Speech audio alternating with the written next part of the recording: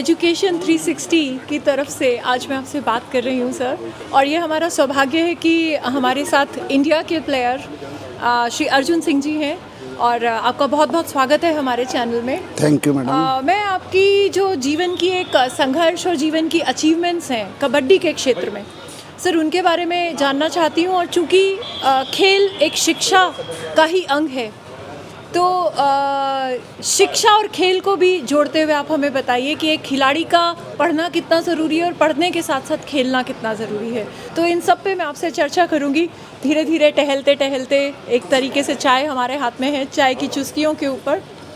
तो सर, सबसे पहले आप बताइए कि आपने कहाँ तक और क्या क्या अचीव किया है, ताकि हमारे बच्चे इंस्पायर हो सकें। देखिए, मैं एक गाजियाबाद की तरफ से एक कबड्डी खेला हूँ, और मैंने अपनी लाइफ में बड़ी मेहनत की है।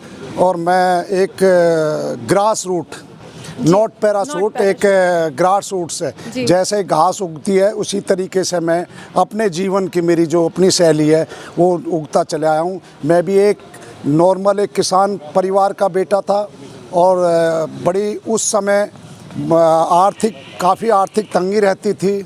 और अगर हम कहीं मैच खेलने या वो भी मेहनत करने जाते थे तो सबसे पहले घर वाले बोलते थे कि स्कूल नहीं गया, पढ़ाई कर लो, खेल में कुछ नहीं है। आज जैसे जैसे हमारा शिक्षा डेवलप हुआ है, इसी तरीके से हमारा खेल भी डेवलप होता गया है। जी। और अगर आप अच्छी एजुकेशन प्राप्त करने के लिए, अगर आप फिज़िकल फिटनेस आपकी अच्छी है तो आप एजुकेशन में भी आप बहुत ही अच्छे पढ़ाई कर सकेंगे। जी।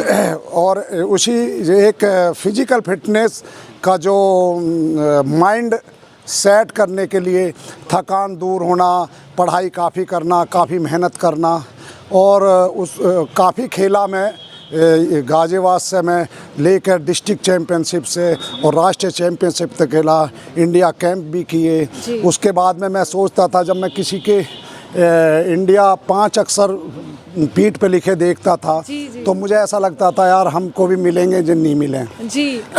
तो सर, यहाँ पर इंडिया लिखा ही हुआ है। तो जब ये पहली बार आपको इंडिया कलर मिला था तो आपको कैसा लगा था? उस समय जब मैं पहली बार ये 2011 में मैं उसमें हवाई जहाज़ में बैठा। अच्छा। तो मैंने उससे पहले हवाई जहाज़ में बैठने से पहले मैंने अपनी मातृभूमि को बड़ा नमन किया, और मुझे अपनी माँ याद आई। अरे हाँ, मेरी माँ ने बड़ा जैसे वो घी, दूध, दही बहुत खिलाया। अच्छा। तो मुझे वो याद आया वो समय कि यार हमारी हर माँ बाप सोचता है, लेकिन मुझे ऐसा लगा आज तेरा जो सपना है वो पूरा हुआ।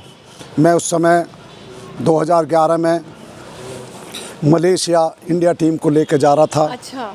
तो और वहाँ पे भी जैसे मैं यहाँ से वहाँ गया, ये इधर के मेरे जो साथी थे, चाहे इसमें नरेंद्र चौधरी हैं, चाहे महेंद्र चौधरी हैं, और मेरे कई साथी ऐसे हैं, उन्होंने फ़ोन किया कि आप यार आइए और हम गाजियाबाद में बहुत बड़ा स्वागत करेंगे आपका। तो मैंने कहा अगर मैं गोल्ड मेडल लेकर आऊँगा, क्योंकि उससे पहले हमारी ईरान से टीम हार गई थी, तो मैं कहा अगर मैं गोल्ड मेडल लेकर आऊँगा तो मैं सीधा गाजियाबाद आऊँगा, नहीं तो मैं अभी तो मैंने गोल्ड मेडल लिया। यहाँ आके मेरे पूरे गाजियाबाद वासियों ने, ऑल पॉलिटिशियन पार्टी, ऑल अपने जो पुलिस प्रशासन, सभी ने मेरा बड़ा सम्मान किया। मैंने हिंदुस्तान को गोल्ड मेडल दिलाया। आज मुझे आप ये बताएंगे कि शिक्षा के साथ साथ खेल कितना ज़रूरी है सर? जैसे कि मैं ये कहना चाहता हूँ, जैसे इंडिया में हरियाणा आज स्पोर्ट्स में एक उनका व्यवसाय, जैसे जैसे हम एजुकेशन कर रहे हैं उसी तरीके से अगर हमारे पास खेल में भी निपुण है अगर हमारा खेल अच्छा है तो हमें अच्छा जॉब मिलेगा, हमारा नेशनल इंटरनेशनल पे हमारा सिलेक्शन होगा। तो जितना एजुकेशन पढ़ाई ज़रूरी है उतना खेल भी ज़रूरी है।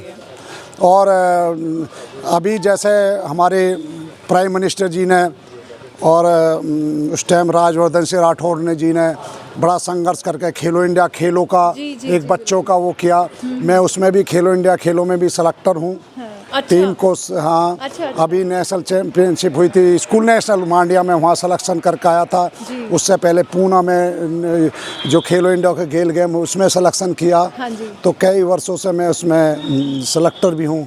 तो जो हिंदुस्तान में जिस लड़के को हम सिलेक्शन करके आएंगे उसको हमारे भारत सरकार 5 लाख रुपए साल के खर्चा करेगी उस पर। हाँ जी। तो ये है कि खेल, क्योंकि जब हमारी बॉडी सही रहेगी तो एजुकेशन सही रहेगी। बिल्कुल सर। जाने तो इसलिए सभी खेलों में ये नहीं है कि आप क्रिकेट ही खेलो, आप कबड्डी खेलो, आप खो खो भी खेल सकते हैं, आप योगा भी कर सकते हैं, आप बैडमिंटन भी खेल सकते हैं जी। और इस समय तो हमारे हिंदुस्तान में सभी paramilitary forces, services, state police और अदर विभाग, ONGC, BPCL, एयर इंडिया सभी में 2% कोटा भी हो चुका है खिलाड़ियों को, तो नौकरी मिलती है। जी। और मैं तो ये कह रहा हूँ हमें तो सौभाग्य हो स्टार स्पोर्ट्स का, हमारी AKFI kabaddi federation of India का उसको, और उससे भी ज़्यादा अमिताभ परिवार को, अभिषेक बच्चन जी को, जो आज हमारा एक ग्रामीण जैसा खेल एक अपने गले लगाया। और आज हम हिंदुस्तान में क्रिकेट के 2020 के बाद में हमारा कबड्डी खेल बहुत डेवलप किया।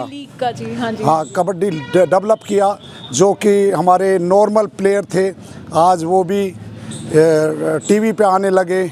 और धन्य हो प्रिंट मीडिया, सभी न्यूज़ चैनलों का कि आपने खेलों को बढ़ावा देने के लिए अपना सहयोग बरकरार रखा। जी। तो आप आज के एक बच्चे को क्या संदेश देना चाहेंगे सर, जो पढ़ता भी है खेलता भी है? तो खेल भी आपने बताया कि उतना ही ज़रूरी है जितना शिक्षा ज़रूरी है, तो आप बच्चों से क्या कहना चाहेंगे कि बच्चों को कितना खेलना चाहिए, कितना पढ़ना चाहिए, या कोई ऐसा बाइफिकेशन है या कोई ऐसा पैरामीटर जो है जो आप जो भी बच्चा जो भी पढ़ाई कर रहा है वो सुबह शाम 1 घंटा आप फिजिकल फिटनेस के लिए काटिए, आप खेल के लिए काटिए, आप जिसका आप में शौक़ हो उसको पूरा करिए। हर इंसान के अंदर एक शौक़ होता है, किसी को घूमने का, किसी को बॉडी बनाने का, किसी को पढ़ाई का, किसी को अपने अच्छे कपड़े पहनने का। तो ये एक खेल का भी एक आप शौक़ पूरा करिए। हाँ तो उसमें मैं सभी जो स्कूल प्रिंसिपल है या टीचर है या उनके जो भी एडमिनिस्ट्रेटर है, सबसे कहता हूँ कि एक पीरियड आप खेल का अवश्य रखें। जी। मैं अभी एक मीटिंग हुई थी मेरी स्पोर्ट्स की, उसमें भी मैंने यही रखा। मैं कहा आप जो हैं हमारा एक पीरियड ऐसा करें जो हमारा खेल स्पोर्ट्स का वो रहे, और एक एजुकेशन उसका एग्ज़ाम भी होना चाहिए, स्पोर्ट्स एग्ज़ाम। जी, जैसे मान लिया हमारा इंग्लिश का है, मैथ्स का है या हिंदी है, तरीके से फिटनेस का एग्ज़ाम होना चाहिए।